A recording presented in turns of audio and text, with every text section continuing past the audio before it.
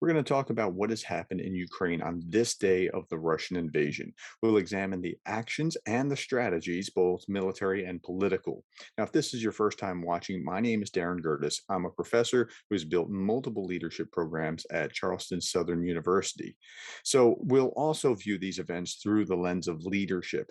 And I also wrote a book about Zelensky called I Need Ammunition, Not a Ride, and you can find it on Amazon. Okay, so today on June 26th, we're going to be talking about geopolitical events more than military events. And there's a reason for that. If you go back in the last couple of days, you'll see the most significant military events.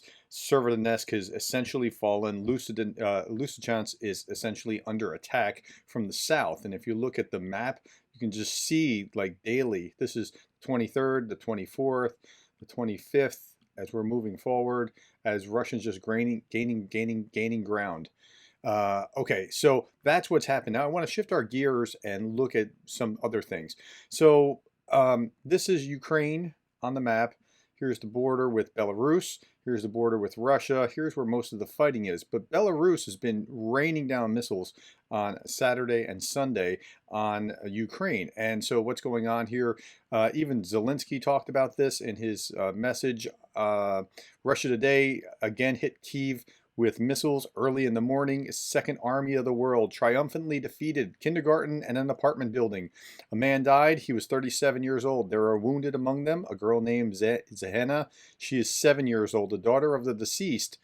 She is in Omatad. I don't know where that is.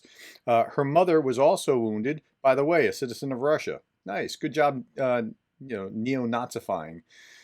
Missiles also hit the Mykolaiv region, Cherniv region, Odessa, Chersky, and he talks about a number of other places where the fighting is still ongoing.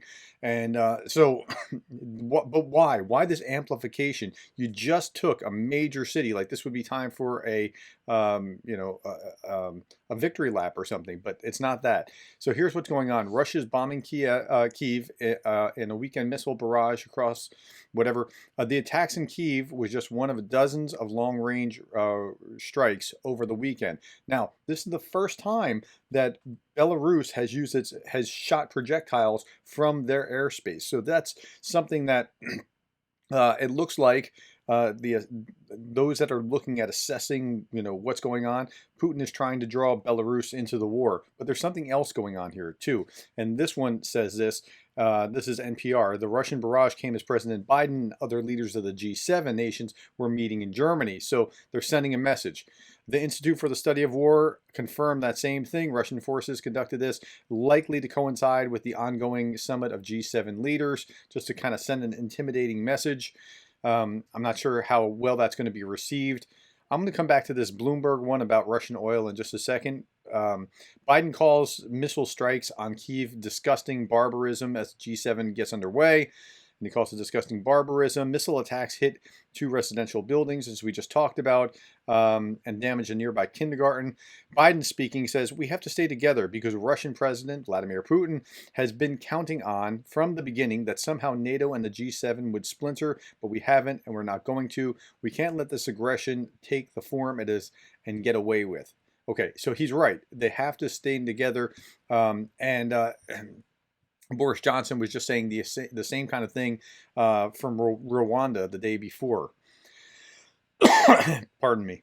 Let me go back to the Bloomberg article because this is important. So Ukraine, latest G7 weighs mechanics of price cap on Russian oil. And again, they're talking about the G7 for as long as it takes.